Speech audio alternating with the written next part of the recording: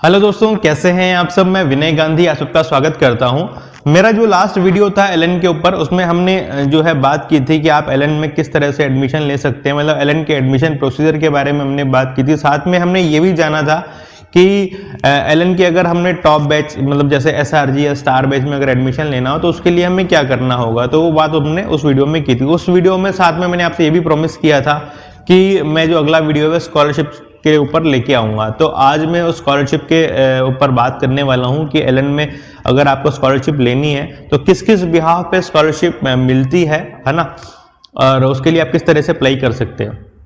तो इसके मतलब इस वीडियो को हम स्टार्ट करते हैं, ठीक है। और मैं एक रिक्वेस्ट करना चाहूँगा, इस वीडियो में आगे बढ़ने से पहले आप सब्सक्राइब बटन पे जरूर क्लिक कर दें ताकि आगे आने वाले नोटिफिकेशन आपको टाइमली मिलते रहें। तो चलिए हम स्टार्ट करते हैं वीडियो को। जो कोर्सेज होते हैं, जैसे मैंने आपको बताया था कि नर्चर होता है, ठीक है ना, एंथुजियास्ट होता है और लीडर और अचीवर होते हैं, ठीक है ना। तो अगर जैसे स्कॉलरशिप के लिए हम स्टार्ट करते हैं बात, तो स्टूडेंट 10 से 11th मूविंग है, मतलब जो नर्चर में एडमिशन लेने वाले स्टूडेंट है, तो नर्चर के स्टूडेंट को जो स्कॉलरशिप मिलेगा वो पास्ट एकेडमिक परफॉर्मेंस के आधार पर मिलता है। आपकी 10th की परफॉर्मेंस अच्छी है, ठीक है, तो उस भी यहाँ पे आपको स्कॉलरशिप मिल सकता है। मतलब अगर आपके स्टेट बोर्ड से हैं तो अगर आपकी परफॉर्मेंस अच्छी है, अगर आपने कोई मेरिट मिली हुई, जैसे जो है स्टेट लेवल पे जो मेरिट भी डिक्लेयर होती है, तो अगर आप उस मेरिट के अंदर हैं तो भी आपको स्कॉलरशिप मिलेगा। और अगर आप सीबीएसई में हैं और आपकी परफॉर्मेंस अच्छी है उसके अंदर, तो उसके परफॉर्मेंस के आधार पे, मतलब 10th की परफॉर्मेंस के आपको आधार पे आपको स्कॉलरशिप मिलता है।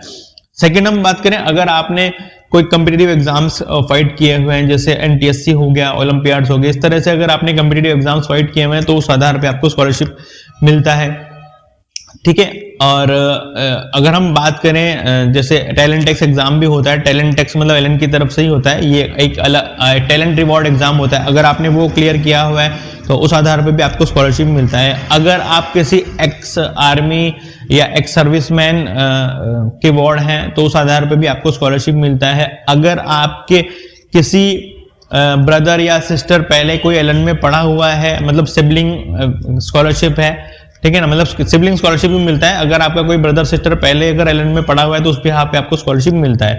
या अगर आप खुद ही पहले एलएन में पढ़े हुए हैं और दोबारा आप एलएन में ही जो है एडमिशन ले रहे हैं, मतलब अगर आप जैसे अगर हम 11th के स्टूडेंट की बात करें, अगर आपने 10th तक भी जो है एलएन में ही पढ़ाई की हुई है तो उसका भी आपको स्कॉलरशिप मिलता है। मैं ये इसके अंदर ये क्लियर कर दूं कि आपको ओवरऑल एक स्कॉलरशिप मिलेगा, चाहे आप कोई भी स्कॉलरशिप आप क्लेम कर सकते हैं, ठीक है ना।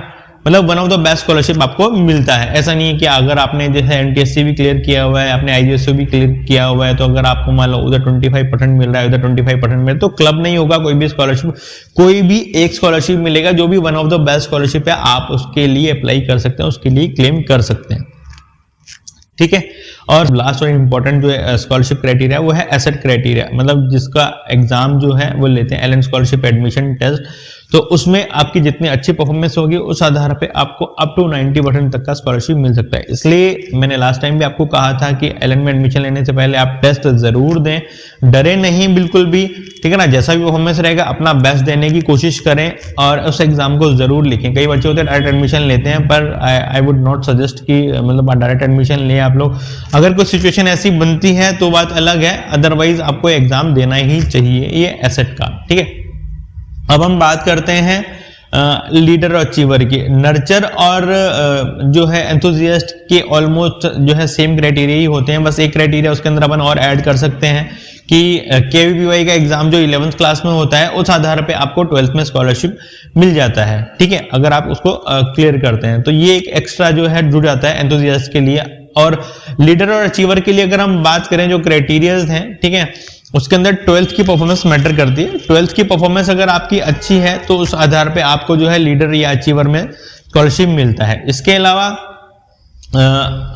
अगर आपने वही ओलंपियाड्स अगर दिए हुए हैं तो उस आधार पे मिलता है। इसके अलावा वही एक्स आर्मी एक्स सर्विसमैन के आधार पे आपको मिलेगा, मतलब अगर आप उनके वार्ड हैं तो। अगर आपने पहले 11 12 अगर आपने किया हुआ है, एलएन से ही किया हुआ है, तो बिल्कुल आपको अचीवर और लीडर में उसका बेनिफिट मिलने वाला है, ठीक है। और अगर आपका कोई पहले आपका कोई ब्रदर सिस्टर जो है एलएन में पढ़ा हुआ है तो उस आधार पे भी आप सिबलिंग स्कॉलरशिप के लिए क्लेम कर सकते हैं, ठीक है ना। और last one of the list, जैसे मैंने आपको बताया था एसेट एग्जाम, उसको उसके अंदर भी आप अपेयर करके अप टू 90% तक की स्कॉलरशिप लेते हैं। तो ये तो थे एक जनरल। इसके अलावा जैसे अगर आप अचीवर में है या लीडर में है तो कुछ स्कॉलरशिप और ऐड हो जाती हैं, ठीक है ना। जैसे कि अगर हम बात करें जेई के बिहाफ पे, तो जो अचीवर के स्टूडेंट हैं तो उनमें से जैसे अगर किसी को जेई करनी है तो मतलब ऑब्वियसली वो पहले जेई एक या दो बार अपेयर किए हुए होंगे। तो अपनी जो लास्ट आपकी जेई की परफॉर्मेंस है, जेई मेन की परफॉर्मेंस है या जेई एडवांस की परफॉर्मेंस, उस आधार पे भी आप जो है अपना स्कॉलरशिप ले सकते हैं। उस आधार पे भी स्कॉलरशिप क्राइटेरिया रहता है। या अगर आप मेडिकल की तैयारी कर रहे हैं तो नीट में आपकी जो पास्ट की नीट की परफॉर्मेंस है ना, उसके आधार पे भी आप स्कॉलरशिप उसके अंदर क्लेम कर सकते हैं। तो ये सब क्राइटेरिया हैं जिनके आधार पे आप स्कॉलरशिप ले सकते हैं एलन में। तो आई होप कि आपको ये वीडियो काफी यूजफुल लगा होगा, ठीक है ना। अब इसके अंदर अप्लाई कैसे करना है? अप्लाई के लिए जो है आप जब भी जिस भी सेंटर पे एडमिशन लेने वाले होंगे तो वहां पे आपको स्कॉलरशिप फॉर्म मिलता है, वो आपको फिल करके देना होता है विद डॉक्यूमेंट। जो भी ऑथेंटिक डॉक्यूमेंट्स हैं, डॉक्यूमेंट्स की लिस्ट, मतलब जिस भी क्राइटेरिया के लिए आप अप्लाई कर रहे हैं उसके लिए जो भी ऑथेंटिक या ओरिजिनल डॉक्यूमेंट है वो आपको वहां पे शो करना होता है, ठीक है ना। तो वहां पे वेरीफाई करते हैं, वहां के फैकल्टीज और अदर स्टाफ जो है वहां पे आपको वेरीफाई करेंगे और उसके बिहाफ पे फिर आपको जो है स्कॉलरशिप जो है प्रोवाइड किया जाता है। मतलब फीस में डिडक्शन उसके आधार पे होता है, ठीक है।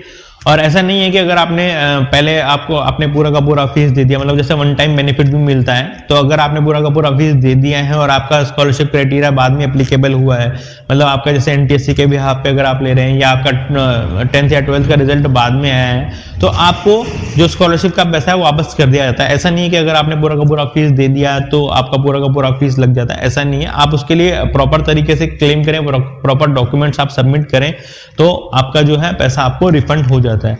तो आई होप ये वीडियो आपके लिए काफी यूजफुल रहा होगा, ठीक है ना। तो एलन में एडमिशन लेने से पहले जिस भी क्राइटेरिया के अंदर आप आ रहे हो आप उसके लिए अप्लाई करें बिल्कुल, ठीक है ना, और स्कॉलरशिप का बेनिफिट लें, ठीक है। और चैनल को सब्सक्राइब जरूर कर दें और ताकि आगे आने वाले वीडियोस का आपको नोटिफिकेशन मिलता रहे, ठीक है ना। अब हम जो अगला वीडियो है उसके अंदर हम बात करेंगे ऑनलाइन और ऑफलाइन स्टडीज के बारे में। साथ ही साथ हम जो टॉप बैचेज है उसके अंदर क्या क्या बेनिफिट्स स्टूडेंट को प्रोवाइड कराए जाते हैं उसके ऊपर भी बात करेंगे, ठीक है।